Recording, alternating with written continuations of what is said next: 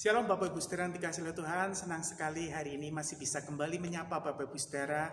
Dan saya yakin dan percaya kita semua ada di dalam penyertaan dan perlindungan Tuhan. Mari kita mau sama-sama belajar lagi dari kitab Nehemia, menyambung pelajaran-pelajaran sebelumnya ya.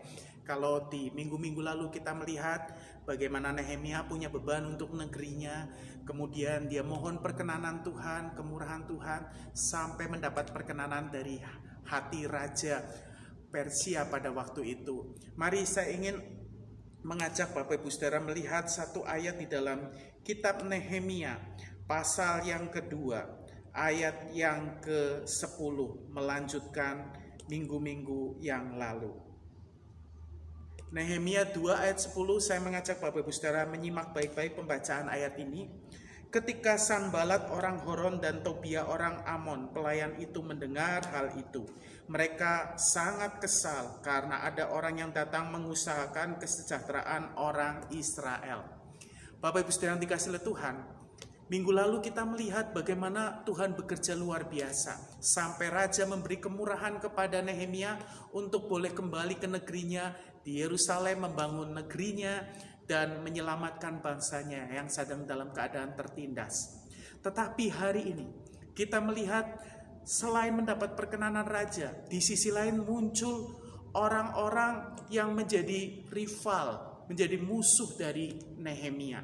Ada disebutkan di sini Sanbalat orang Horon dan Tobia orang Amon. Siapakah mereka itu?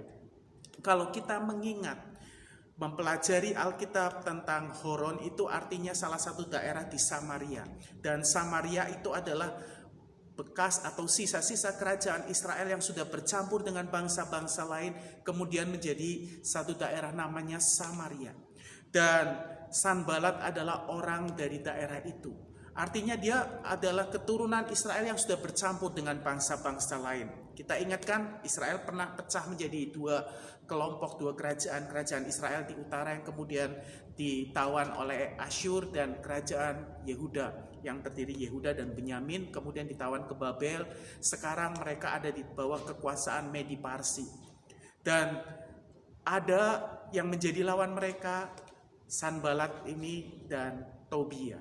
Sanbalat orang Horon, Tobia orang Amon. Kita sama-sama tahu orang Amon itu sejak bangsa Israel keluar dari tanah Mesir di dalam perjalanan padang gurun banyak menghadapi musuh. Salah satunya adalah orang Amon. Jadi nggak heran mereka adalah orang-orang yang selalu berupaya menggagalkan semua usaha Nehemia dan bangsa Yahudi untuk memperbaiki, membangun kembali Yerusalem, baik bait Allah maupun kota Yerusalem. Nah, apa yang dilakukan oleh mereka? Kalau kita melihat di ayat 19 dan ayat-ayat atau pasal-pasal selanjutnya, ada berbagai upaya yang mereka lakukan, baik dalam bentuk intimidasi, bentuk tekanan-tekanan, maupun fitnah yang kejam untuk Nehemia dan orang-orang Yehuda. Tetapi kita melihat ketika Nehemia tahu ada tangan Tuhan yang menyertai, dia tidak gentar menghadapi musuh-musuh.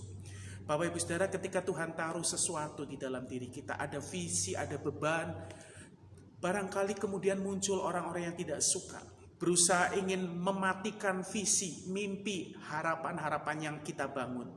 Tetapi jangan pernah hiraukan mereka. Jangan biarkan intimidasi menyerang kita. Jangan membiarkan tekanan-tekanan itu membuat kita patah arang, putus asa. Tetapi terus maju, karena ada tangan Tuhan yang menyertai kita. Hari-hari ini ada banyak tekanan yang melanda negeri kita, yang melanda kehidupan kita. Tekanan ekonomi, tekanan sosial, dengan kondisi yang pandemi yang terus belum berakhir. Ada banyak hal yang harus kita membuat adjustment, penyesuaian. Tetapi yakinlah ketika Tuhan taruh sesuatu visi, mimpi, harapan dalam diri kita, mari kita terus melangkah. Karena kita tahu ada Allah Immanuel yang menyertai kita, membuat segala sesuatu yang kita kerjakan berhasil. Tuhan menolong, memberkati kita sekalian. Maju terus di dalam Tuhan. Amin.